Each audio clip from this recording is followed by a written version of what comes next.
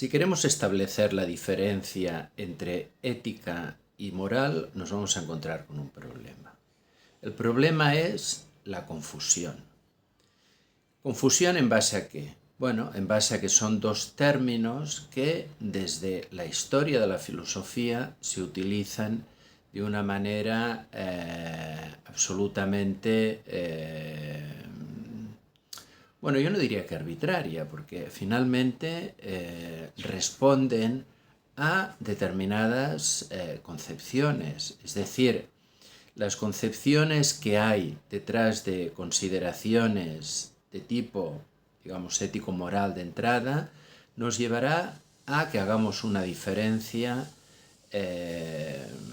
clara o simplemente que no hagamos ninguna diferencia.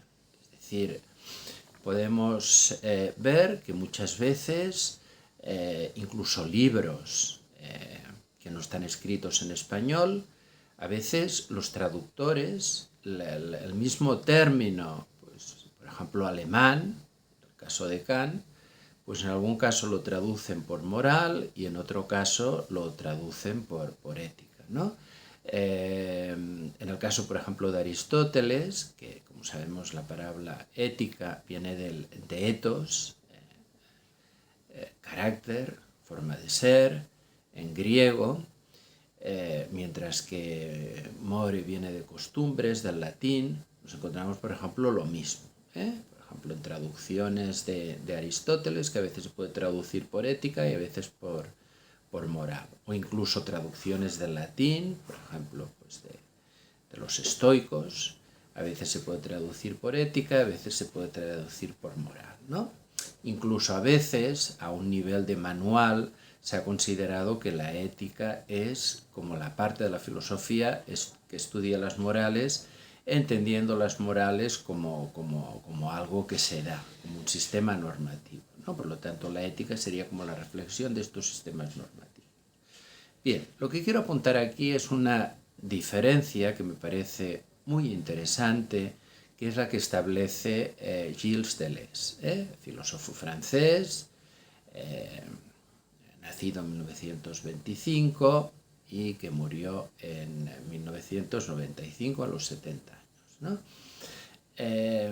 Bien, voy a tomar como referencia de esta conceptualización que hace Deleuze.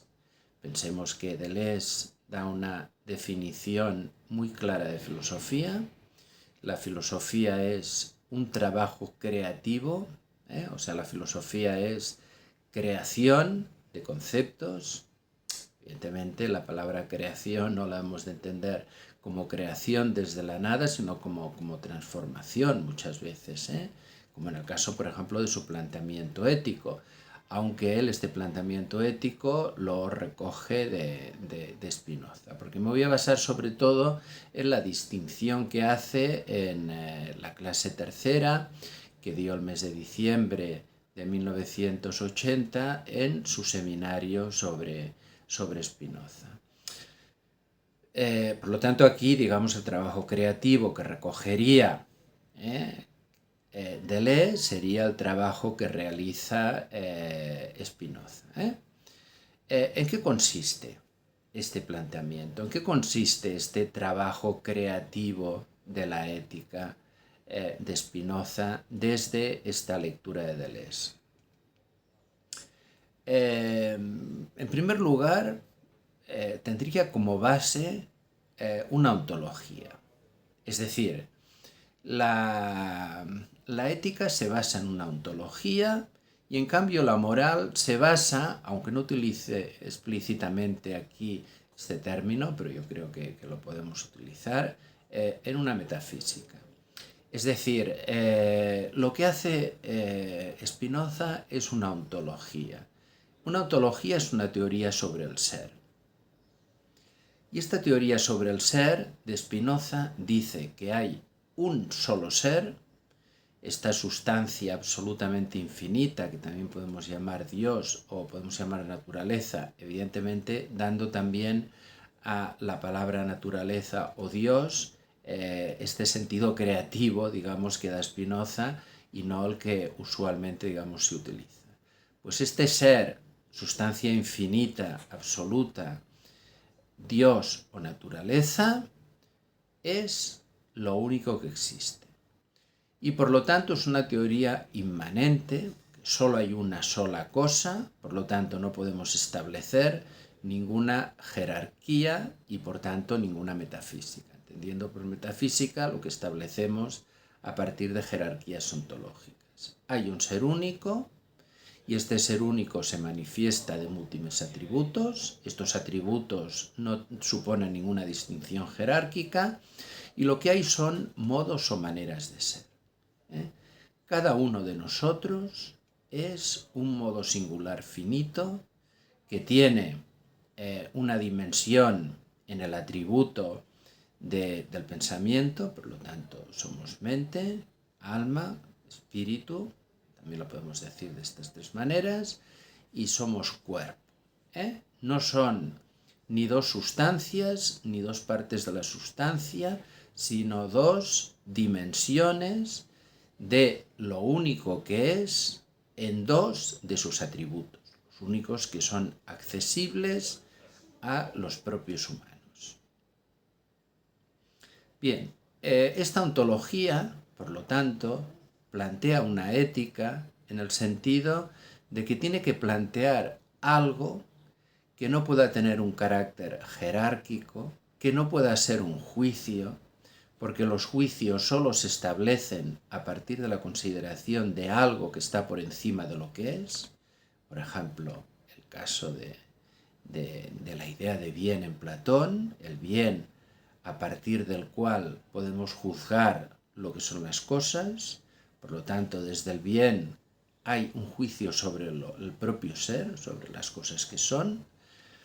Y a partir de una idea de esencia, considera Deleuze, es decir, en la moral hay esta metafísica que establece una jerarquía de lo que son las cosas a partir de esta idea de bien, define una serie de esencias, por ejemplo, los humanos, todos los humanos formamos parte de esta forma o esta esencia humana, y por lo tanto la moral, el juicio, vendrá a partir de que seamos capaces de realizar nuestra esencia, lo cual nos lleva ya a Aristóteles, que Aristóteles planteará que todos los humanos tenemos la misma esencia, esta parte viene de Platón, que es que somos animales racionales, y a partir de la diferencia que establece Aristóteles entre potencia y acto, quiere decir que nosotros somos potencialmente racionales, pero que debe ser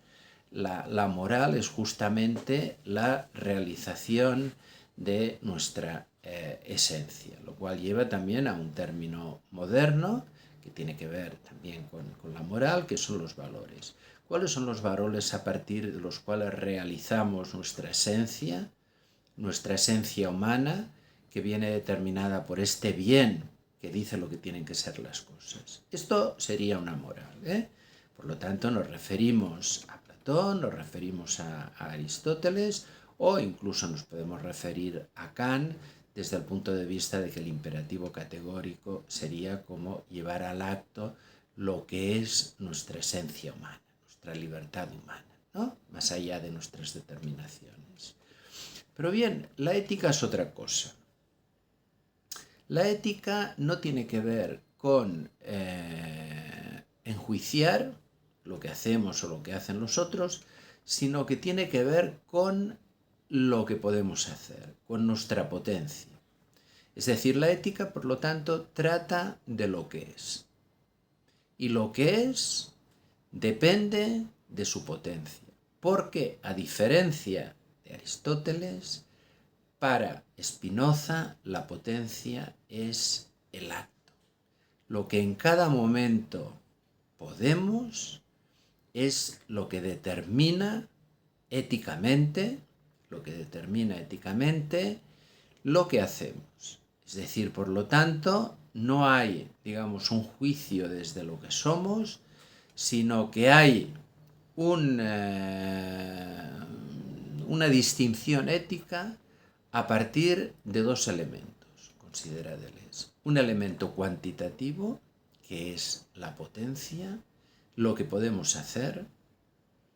Fijémonos que aquí hay algo muy fuerte, digamos, por parte de Deleuze y de Spinoza en su interpretación. Es decir, todos hacemos en cada momento lo que podemos hacer. Nadie hace nada diferente de lo que puede hacer.